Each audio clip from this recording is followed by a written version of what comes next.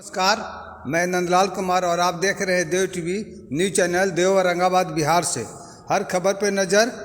2024 का अंतिम दिन समाप्त होने वाला है, इसलिए अंतिम दिन उन सभी लोगों का शुक्रिया जिन्होंने इस वर्ष मुझे मुस्कुराने का अवसर दिया। आने वाले नए साल आप सभी को तेरा आशीर्वाद और स्नेह बना रहे मुझ पर, और 2025 का हार्दिक बधाई पूरे देशवासियों को देते हैं देव टीवी न्यूज चैनल की ओर से।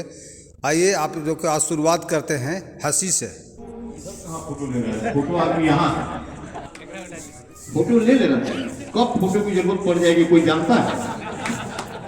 बात समझ में आ गई तो जोरदार तालियां बजाएं। एक एक व्यक्ति का समर्थन मिले।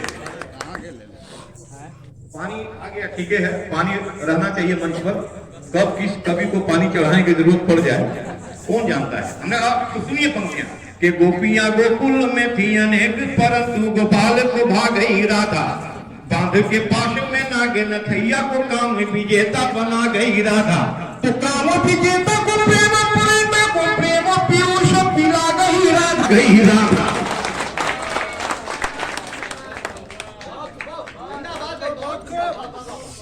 गोपियां गोकुल में थी अनेक, परंतु गोपाल को भागई राधा। बांध के पास में ना बहुत देर से आप लोगों का खून पिया जा रहा था। मेरा ऐसा वैसा करने का कोई इरादा नहीं है। शुद्ध शाकाहारी आदमी हूँ, कोई ज्ञान की बात नहीं करूंगा। ज्ञान से मेरा वैसा ही संबंध है जैसा मल्लिका शेरावत का कपड़ों से। कोई ज्ञान की बात नहीं करूंगा। मेरी कविता में आपको कहीं भी दिमाग लगाने की जरूरत नहीं पड़ेगी। दिमाग लगाने की जरूरत इसलिए भी नहीं पड़ेगी क्योंकि मैं दिमाग लगा के कुछ कहता ही नहीं। मेरे पास दिमाग है भी नहीं। मैं तो उस टाइप की कविताएं करता हूँ। अभी बहुत भारी भारी कविताएं फारूक भाई से आप थे कश्मीर पाकिस्तान यहीं से देख रहे थे। मैं तो उस टाइप की कविताएं करता हूँ जैसे बस ऑपरेटरों में नहीं देखते झंडू बाबू अभी लगाओ अभी। मैं उस टाइप की कविताएं करता हूँ। पाकिस्तान की बात तभी से हाथ जो लगाओगे तो काट दिया जाएगा, पता नहीं कहां से छाट दिया जाएगा। अब ये इनका तरीका था, पाकिस्तान को ये निपटा रहे थे। और मेरा मानना है कि पाकिस्तान जैसे 2 कौड़ी के देश के लिए 2 करोड़ की कविता खर्च करके कहीं समझदारी की बात है।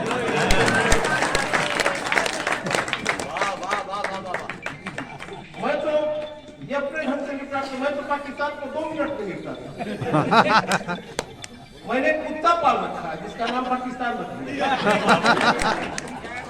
जब सीमा में गड़बड़ी होती है तब क्या बात है। ये इनका ढंग था, पाकिस्तान को निपटा रहे थे। मैं 2 मिनट में निपटा रहा। इस तरह दाव खाने से क्या फायदा? इस तरह दाव खाने से क्या फायदा? हाय तौबा बचाने से क्या फायदा? जिसकी पैदाइश ही कुछ कुत्ते सी हो, तेल कितनों लगाने से क्या फायदा? तो बाबू और तमाम आप लोगों से है कि आपने मुझे यहाँ कविता पढ़ने के लिए बुलाया था या इनसे मेरी शिक्षा निरंतर करवाने के लिए? पता नहीं क्या क्या मेरे विषय में कह रहे थे। इसके खानदान में इसी तरह से जैसे है तो आफत और क्या विपत और क्या इसी तरह से नाम रखे जाते हैं। अब बता रहे थे तो सही ही बता रहे हो। बता दीजिए तो बढ़िया रहेगा। नहीं बता रहे थे तो सही ही बता रहे होंगे क्योंकि हरिश्चंद्र के खानदान के इकलौते चिराग यही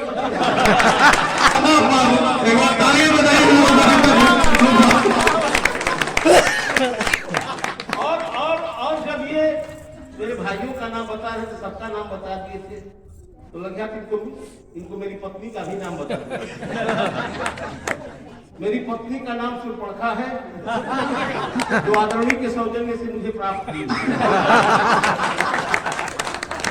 आजकल मेरे खानदान की ऐसी तैसी कर रहे। वाह वाह। और कह रहे थे कि इतना मोटा आदमी, भारी भरकम आदमी, इतना छोटा तो इसमें मेरा क्या कसूर है? मोटा हूँ छोटा हूँ जैसा भी हूँ, इसमें मेरा कहाँ कसूर है? भगवान ने जैसा बनाया वैसा मैं हूँ। ये तो मैन्युफैक्चरिंग गड़बड़ी है। और भगवान भी खूब करता है। किसी को शरीर से मोटा कर देता, किसी को दिमाग से मोटा कर देता। ये और मैं कर्जखोर टाइप का आदमी नहीं रहता, दूध समेत वापस करता। एक क्षण से आदमी शंकर जी का मैं कर्ज उतार रहा और लगे कि कर्ज उतर गया तो भक्तपुर तालियों से मेरा समर्थन कीजिएगा। उतारिए अभी मेरे विषय में बहुत कुछ कहे, मैं क्षण से इनका कर्ज उतार रहा हूँ कि कौन नहीं जानता है, कौन नहीं जानता है संचालक शंकर जी को, कभी तो ये सच में बड़े ही जानदार है। कौन नहीं जानता है संचालक शंकर जी को, कभी तो ये सच में बड़े ही जानदार है। गीत गजल नज्म छंद लिखते हैं सब कुछ, कविताएं इनकी बड़ी ही धारदार है। गीत गजल नज्म छंद लिखते हैं सब कुछ, कविताएं इनकी बड़ी ही धारदार है।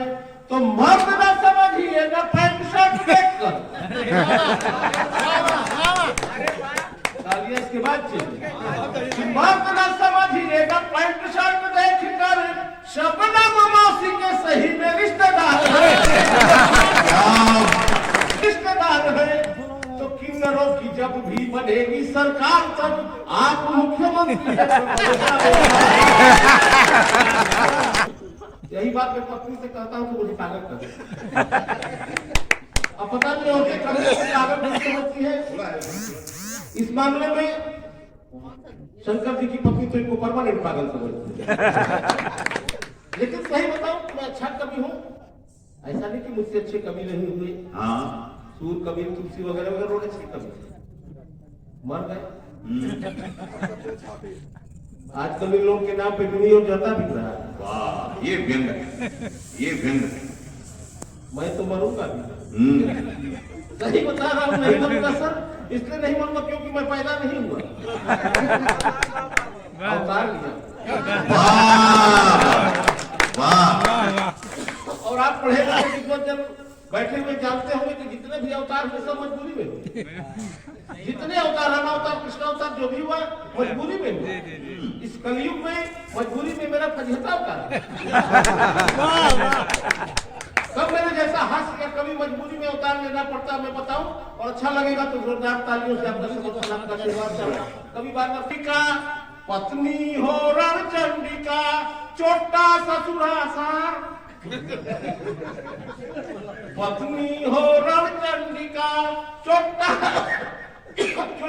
ससुरा सार, मिले सास खूंखार जब तब होता अवतार। बोलो स्वामी भजतानंद महाराज की जय। मुझे नहीं पता तो आजकल के मास्टरों को भी नहीं, लेकिन बताना पड़ता है, ये वो लोगों का टेंशन होता है। गुरुजी ने कहा राम के बाप का नाम बताओ, बगल वाले छात्र ने मेरी मदद, उसने कहा बोल बोल दशरथ दशरथ। मैं झट से खड़ा हो गया, मैंने कहा दशरथ। गुरुजी सवाल आगे बढ़ा, बोले दशरथ के बाप कौन है? इस बार मुझे तनिक भी देर नहीं, मैंने कहा 20 रथ। गुरुजी की सिट्टी पिट्टी घूम, मैंने कहा पूछो पूछो गुरुजी, 10 का पहाड़ा पूरा यार। राम के होंगे पूरे खानदान का नाम बता सकते। कुछ दिन बाद गुरुजी ने फिर कहा कि एक दिन क्लास में कि इस क्लास में जो सबसे मूर्ख छात्र खड़ा हो जाए। गुरुजी ने कहा कि इस क्लास में जो सबसे मूर्ख छात्र खड़ा हो जाए, कोई नहीं खड़ा हुआ, मैं खड़ा हूँ। गुरुजी ने कहा अच्छा तुम इस क्लास में सबसे बड़े मूर्ख हो। मैंने कहा नहीं सर, आप अकेले खड़े थे, अच्छा नहीं लगा। आज भी और कल भी रहे, 100 साल पहले भी थी, आज भी 100 साल बाद तक रहेगी। और इतने खराब खराब गीता है कि पर्वतों से आज में टकरा के अंधे थे। वाह, ये सुनो, इतने खराब खराब गीता है कि वो साजन मेरा उस पार है, मिलने को दिल बेकरार है। मैंने कहा इतनी ही बेकरारी है तो उस पर जाके मिला, वो इस बार नहीं आएगा। तो मेरे कहने का मतलब इतने खराब खराब गीत और वैसे गीत हिट हो जाते हैं। गीता जाता हूँ मैं बैठे बैठे कहीं हो जाता हूँ मैं, क्या यही प्यार है? मैंने कहा नहीं बेटा, ये कमजोरी का लक्षण